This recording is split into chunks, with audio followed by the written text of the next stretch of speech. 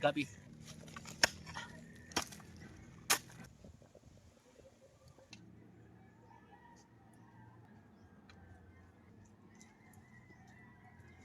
Karon maghumba ta mga idol oh.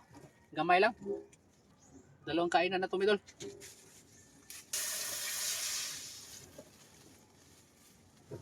I-adobo muna natin to. Ito mga idol, may napulot ako na tatlong tuta mga idol. No? Ito. Ito, dalawang itim. Dito ko to ilagay mga idol. Didilhan ko ng gatas. Para sa kanila to. Siguro tinapon to sa may-ari. Marami na sigurong aso. Pwede naman ibigay nila. Huwag nila itapon sa kasada. Kawawa. Okay. Maghumba ako mga idol. Ayun po, isali na natin sa mga idol.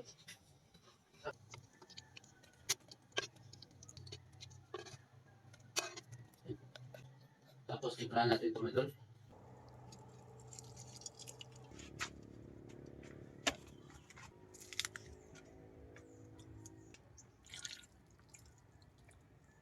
Tambihan natin suka. Black peso. Dahon ng laurel. Bigyan natin ng ano mga idol.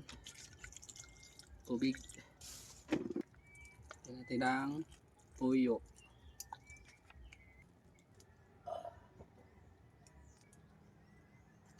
Dugos mga idol, dugos.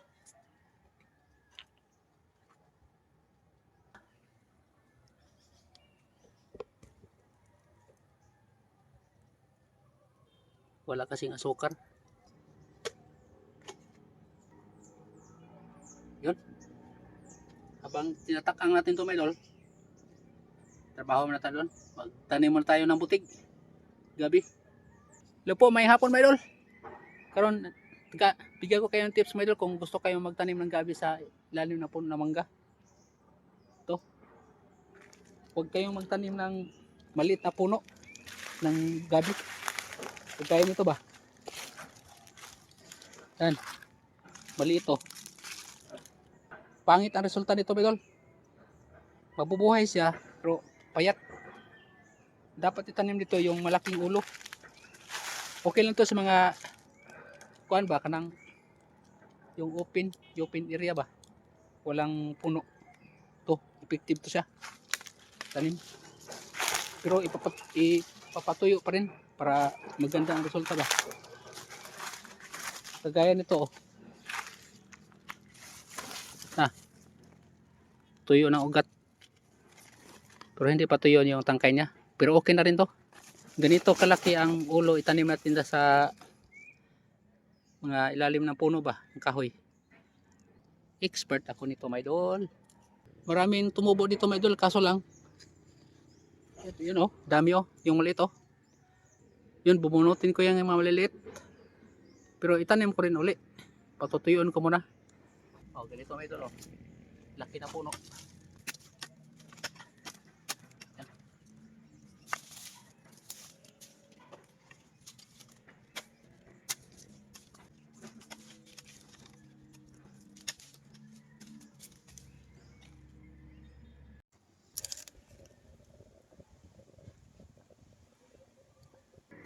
Mga my idol.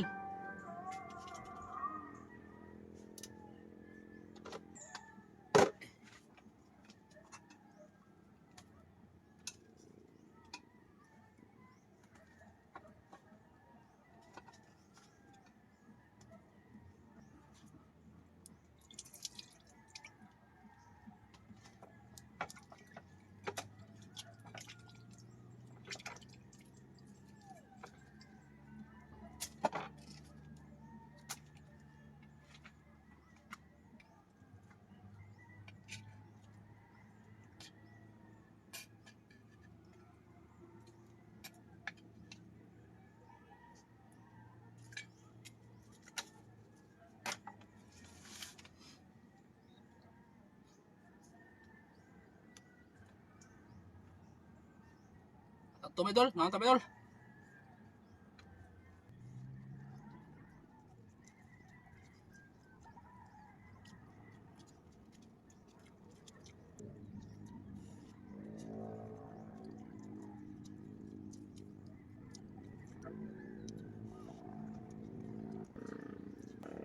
Sobrang halata yung tambok mga idol.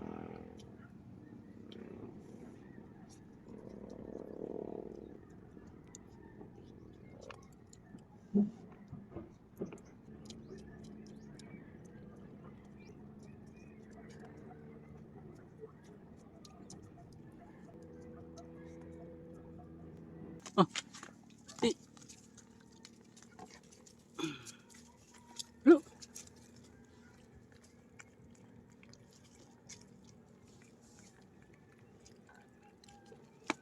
Ang cute ng mga aso to. Ang cute ng tuta nito mga idol. Ang liliit na mga aso na to. Okay. Yan lang mga idol. Thanks for watching mga idol.